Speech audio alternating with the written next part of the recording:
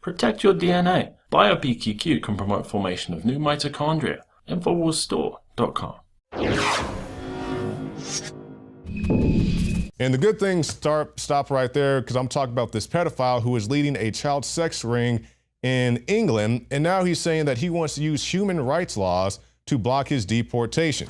And this is the type of guy that really gets on my nerves, because we talk about illegal immigration and all these things, and now he's saying that he's being scapegoated as a Muslim citizen for these heinous actions that he committed, and he's saying they're basically coming after him because he's a Muslim, and that's the only reason why they want to deport him. No, they want to deport you because you're having sex with minors. He was sentenced to 19 years for a string of sexual offenses, including rape, and also 22 years for 30 charges of rape against another victim. I definitely think this is the type of guy who needs to be deported. I think violent convicted felons are open game for deportation. And from the street level scum of society to the top tier, we have a special report from John Bound documenting this year's Davos conference. Following the 2016 Davos Confab, a meeting of 62 people as wealthy as the 3.6 billion poorest half of the world's population, where a major theme was the future of automation as it replaces working humans. As more and more of the population leaves the workplace, economic growth enters a period of secular stagnation. Economist and potential future Federal Reserve Chairman Larry Summers is heralding these conditions as the perfect storm needed to transition to a cashless society. Paul Joseph Watson writes, Summers has called for the $100 bill to be phased out of circulation, becoming the latest prominent voice to advocate the elimination of cash. The Washington Post writes, Summers calls for a moratorium on printing new high-denomination notes in the name of stopping crime and corruption, a global agreement to stop issuing notes worth more than, say, $50 or $100. The inevitable mark of the beast system is fully underway. France introduced laws last year which restricted French citizens from making cash payments over 1,000 euros. Italy, Russia, Spain, Mexico, and Uruguay have all introduced similar laws that ban cash payments over a certain amount. Earlier this week, the ECB Council voted to scrap the 500 euro bill, a decision that would reduce the amount of physical cash in circulation by around 30%, despite the fact that such a move would be negative for the currency, according to a Bank of America analysis. Last month, Norway's biggest bank, DNB, called for eliminating cash to cut down on black market sales and crimes such as money laundering.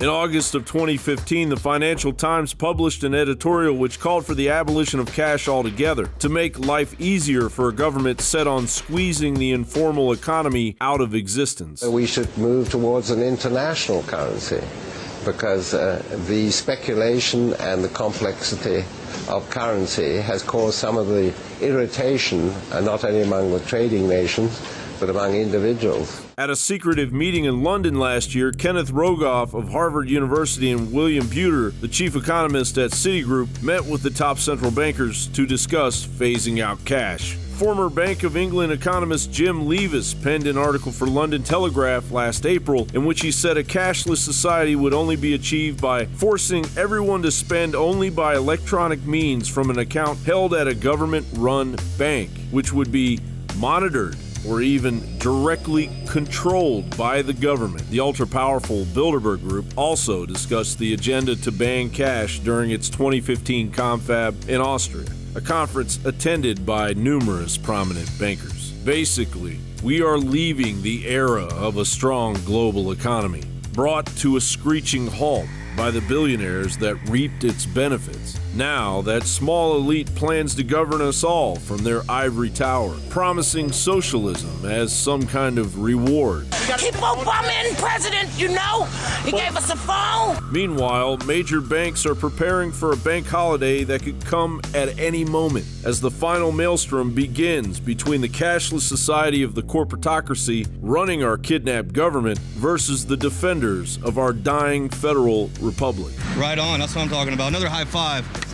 Patriot. John Bound for Infowars.com. And another excellent report from John Bound. Now, we don't just have great reporters and video editors. We also have great graphics guys who make us stuff like this. The new Hillary for Prison t-shirt. It has the Joker motif and Hillary for Prison and Beyond on the back. This is another one of the great products you can get. It's very easy to start up a conversation when you have this thing on, but just be aware that not everybody may share your point of view.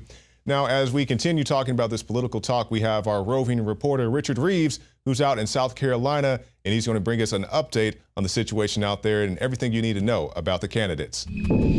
Richard Reeves with Infowars.com here in Charleston, South Carolina, where we're bringing you right now a Hillary and Bernie update. This morning on the news, it was widely broadcast that Hillary is going to be teaming up at an event here upcoming very soon with the mother of Sandra Bland, one of the folks that has been, that has mysteriously died, let's just leave it at that, mysteriously died while in police custody in the state of Texas. And when I saw that this morning, I'm thinking, wow, Hillary, you have not really cared about any African Americans, at least not that many that I'm aware of, other than maybe Barack Obama.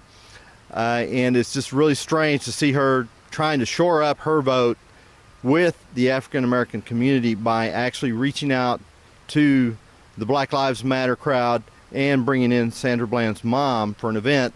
And I just think that African Americans are not going to accept that. I think potentially this has a huge potential for backfiring on Hillary.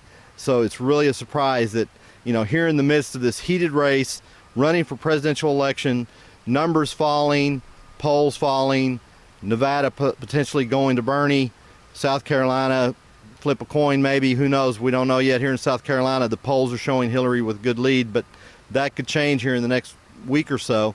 So it's going to be very interesting to see how Hillary, totally photo-opping this situation with Sandra Bland's mom, will the African American community buy it hook, line, and sinker, or will they finally see, hey, we are being used as pawns in this presidential election race, pawns by Queen Hillary? I'm running for president. Everyday Americans need a champion, and I want to be that champion. I'm hitting the road to earn your vote, and I hope you'll join me on this journey.